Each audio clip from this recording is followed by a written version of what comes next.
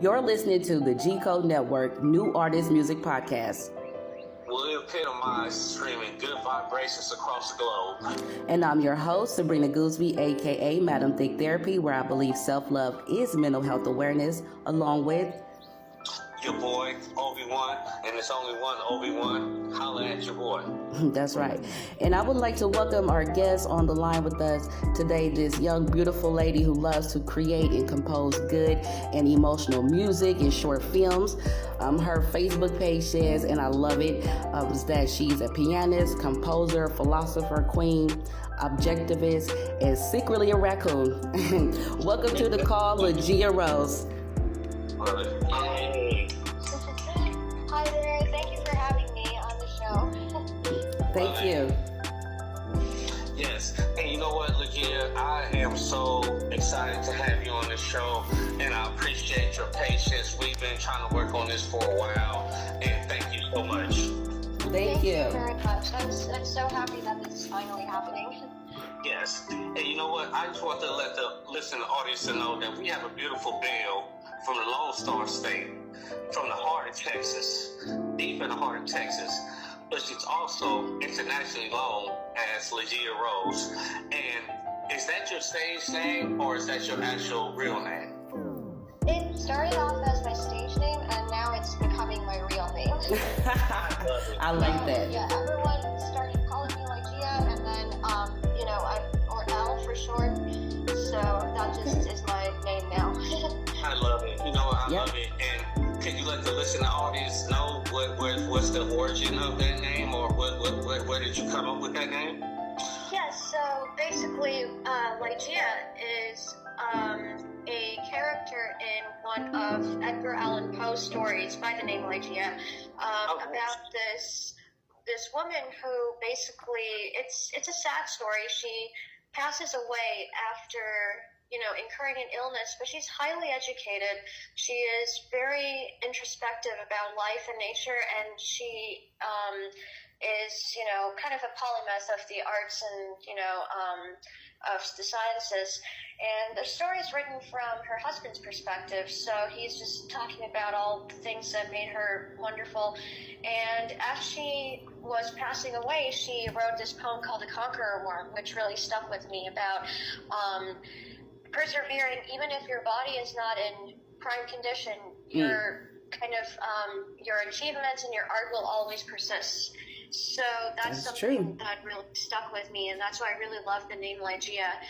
And that's where I first learned of the name. So I was like, oh, this is really nice. I like it too now. Yeah. It's funny because everyone would think that a rose is like, a flower that I like. Yeah, I love roses, but I kind of added the name Rose to mean like, rose from the ashes as well. Right. Yeah, so basically when I first came up with this name, I was kind of just, struggling, trying to find my own place in the world, trying to figure things out, and I was at a low point, and I was like, okay, where, and I started thinking about, phoenixes rising from the ashes and all that, and that's why I picked, Ligeia Rose from the ashes, essentially. It kind of is cool. Rose, I like that name, Rose. I'm a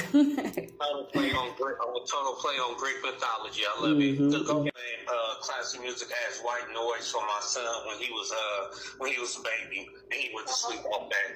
So shout out to that. So okay. So now that I established that, okay, now let's just talk about your favorite composer. Why he's your favorite composer, and what's your favorite composition that you created? This is a very tough question because I love so much of the classical music canon, but I would say my favorite composer would be Rachmaninoff. Oh.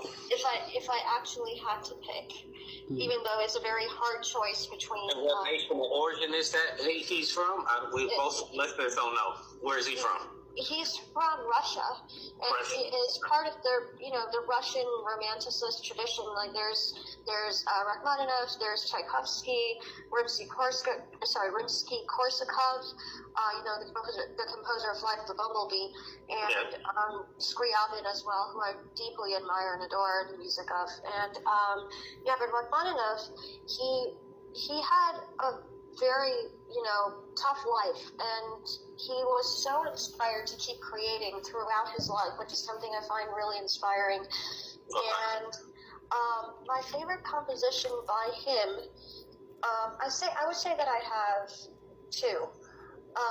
His third concerto, especially when Martha Argerich plays it. That's my favorite recording of it. And it's on a small prelude of his, the prelude in G minor, Opus 23. Okay.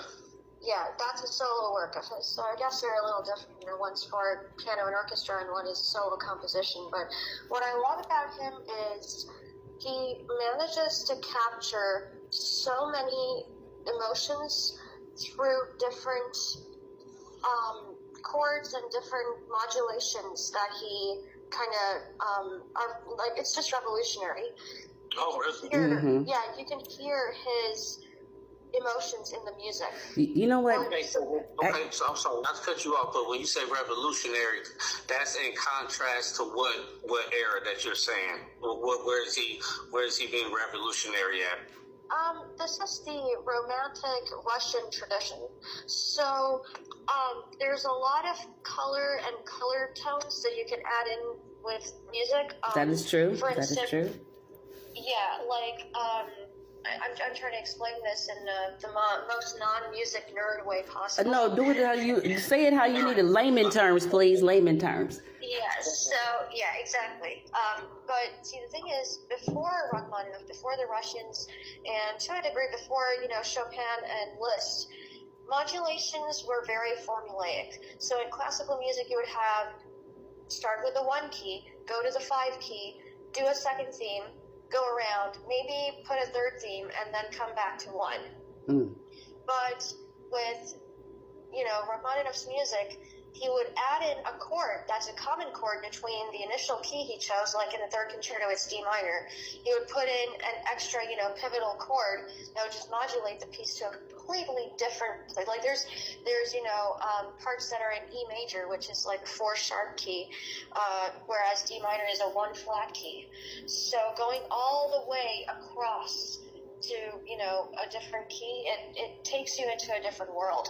And that started with Rachmaninoff and Tchaikovsky, and I would say it started in the Romantic era, but he continued it.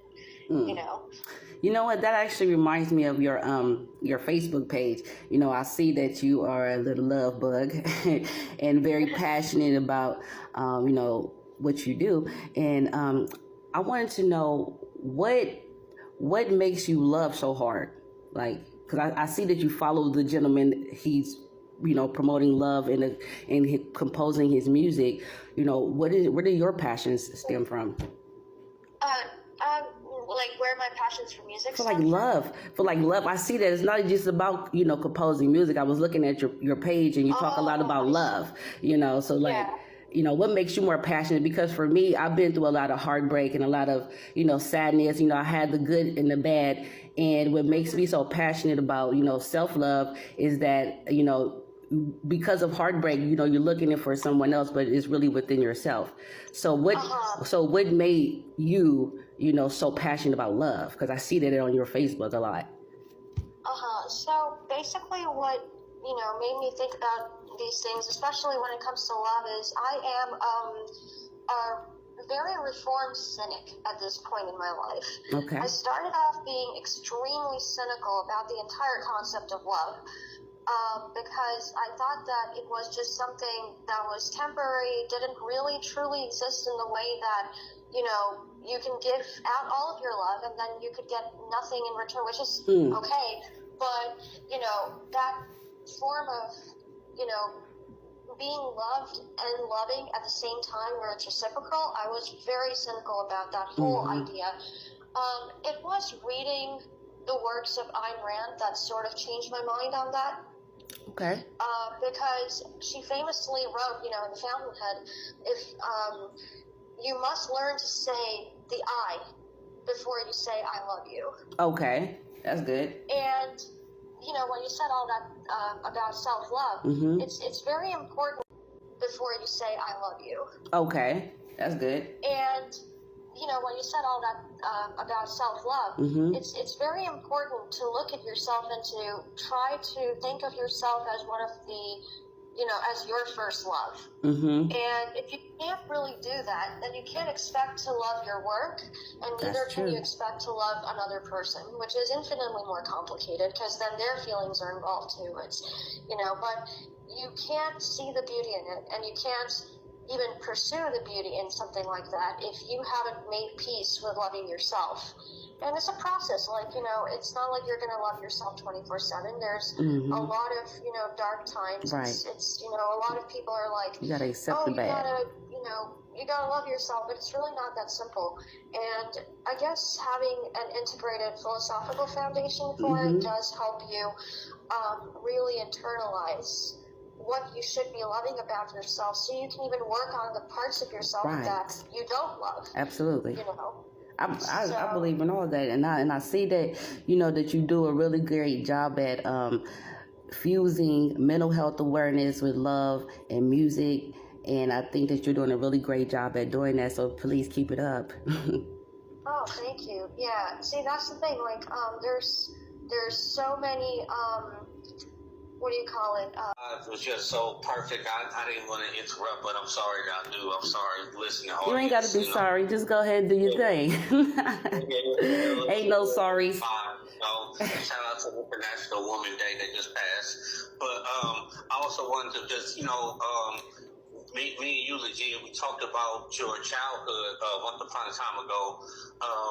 And, the international travel, and, I would like for you to let our listening audience know that, a lot of the wisdom that you just been speaking about, it came from, traveling the globe and seeing different things. So would you like to share that with the listening audience, please? Please.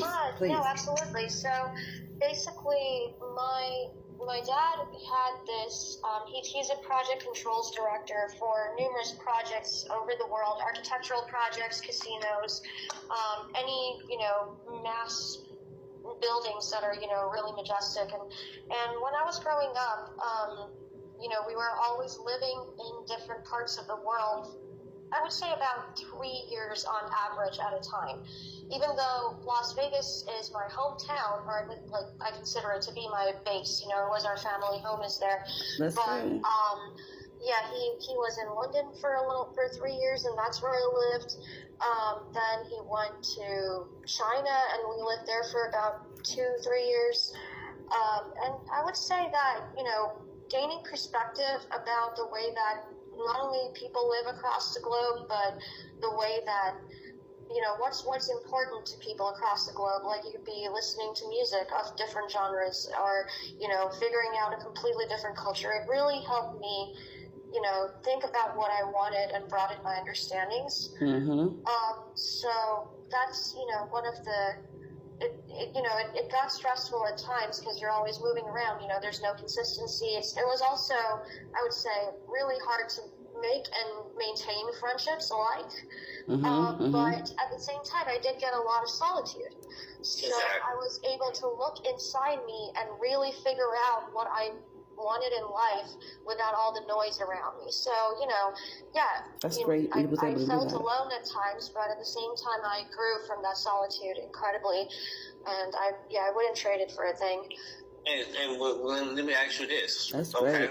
Because I am a big fan of international everything, and I fancy myself as a linguist and a guy that just knows a lot about everything but don't know anything. So is there any stories from your international travels that relates to your musical background that you would like to share, like some of your favorite venues that you played at or anything of that nature?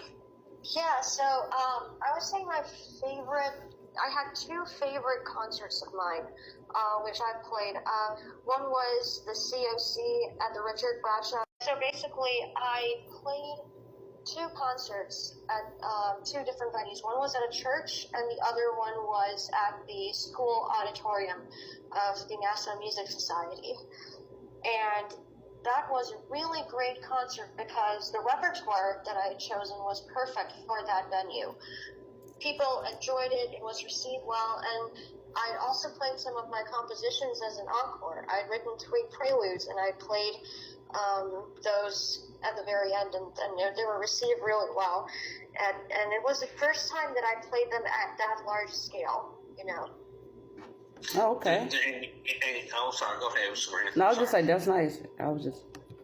No, I was going to say because the sense of accomplishment that you felt not only at that age internationally traveling, but going out there and believing in yourself and walking away with that win, that W, that's a lot. And I know that carried you to the artist that you are right now. And then there's another thing that I want to ask you too, Ligeia. I know that I originally found out about you from your short stories on your videos.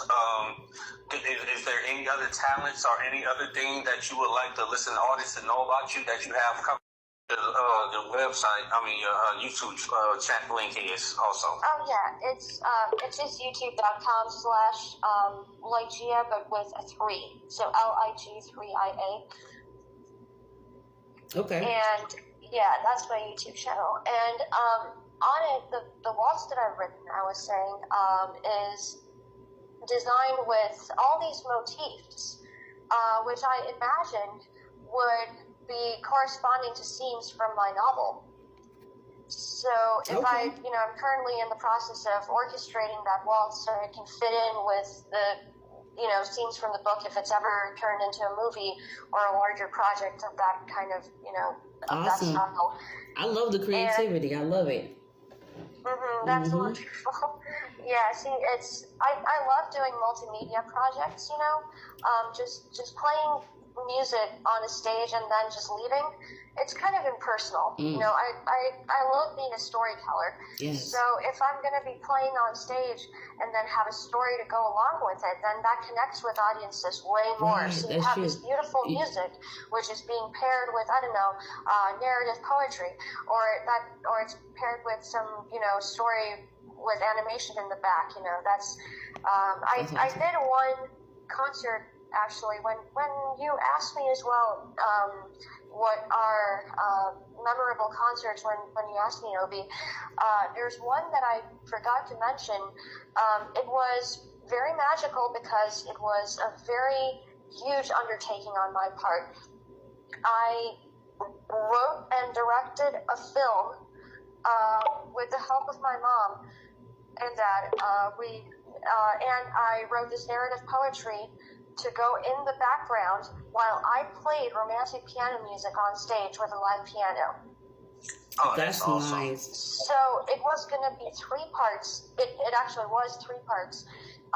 It was called Ego, and it was about, a musician that is talking to her inner light about what kind of artist she wants to be, and about not caring about what, others want her to be like, with the pressures of the industry and everything that, artists often go through.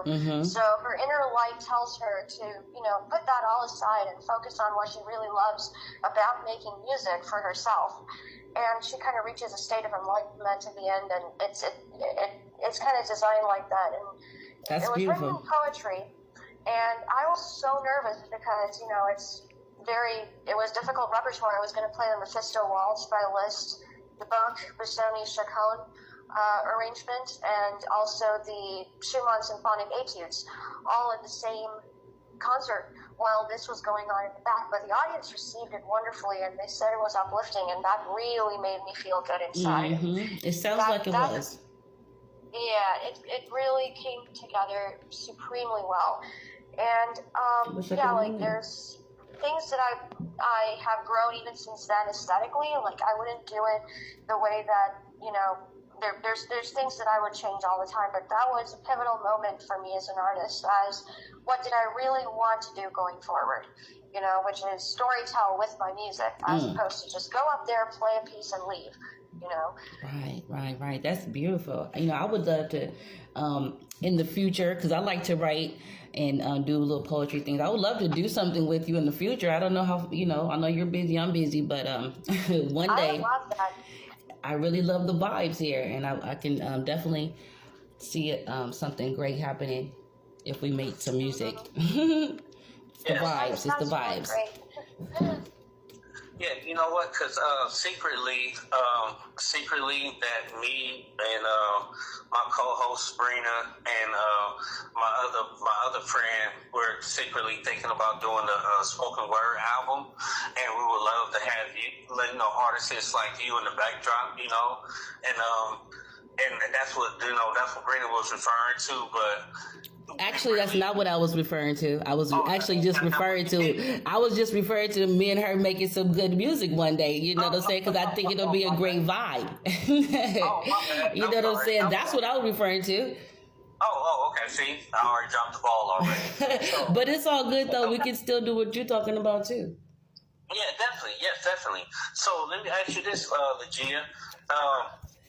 Because I don't know if Sabrina had any more questions, but I have another. What's that, Sabrina? No, I was just enjoying, you know, listening to the stories and all the amazing things that you've accomplished. You know, that's why I love doing the podcast, because of amazing people who get to share their stories, and it just always makes me feel good to know that I'm in the presence of active people, you know, who's actively pursuing their dreams. And that just, you know, excites me altogether. So I'm just excited for you for being great as who you are. That's it. Thank you so much. Yeah, it's a pleasure to share everything here, you know, like just have a conversation with you guys, and it's a lot of fun. Yeah. Yes.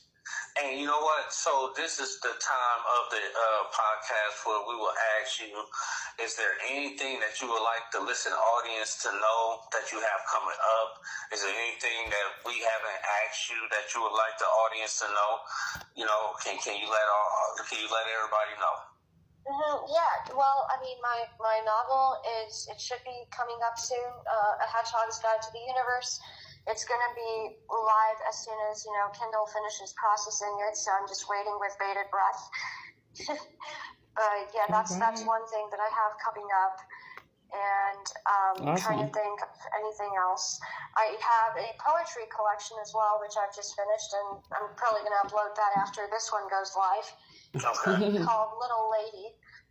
Oh, nice. Nice. And yeah, it has like a lot of, you know, little narrative poetry, little scenes from my life and scenes from my observations on philosophy. So there's that. And I'm always going to be uploading my Substack.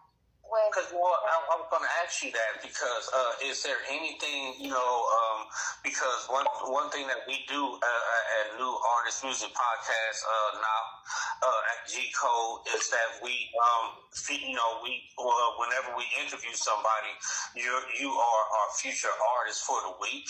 So notwithstanding, we will have your interview that we're recording right now, plus any other venues that you have that's coming up, any other Substack things that you want to post into the group, any other personal quotes or, you know, anything that you want to do that from an expressive artistic point of view, you're welcome to share on the page. And me and Sabrina will make sure that the world get to see you in the light that you need to be seen in. Oh, that's wonderful. Yeah, I have some articles and some music videos as well, especially my Hedgehog Wolves one. And I'm trying to, write more on my Substack these days. Okay. Well, that's awesome. Okay. Well, Sabrina, if you don't have anything to say, lady, this has been a real enlightening, and not only enlightening, but a real cultivating conversation with Ligeia Rose. Like I said, I have a secret and secret passion about classical music. And Sabrina, you know, what you got to say about that? What do you got to say, honey? I appreciate your creativity and all that you do for humanity. Keep it up, Miss Lady. I look at you as like a soul sister, you know, like somebody like me, you know. So I appreciate you. Love it. Thank you so much. Yeah, it's been wonderful talking to you guys. Thank you. Because it's all about sending vibrations. And one thing, when you strike a chord or if you hit a drum, it's all about the vibration. When the vibration hit a person first, and before they hear any notes or anything, that's one thing that I've always noticed about music. And music breaks down barriers, just like food does as a chef. And I'm going to use that as a segue to get up out of here. So you were talking to Chef Obi. No, I'm just playing. This has been a beautiful podcast with Sabrina and me and Ligeia Rose at N.A.M.P. That's New Artist Music Podcast at G Code Network. What you got to say, Bree? And we out. Peace. And we out.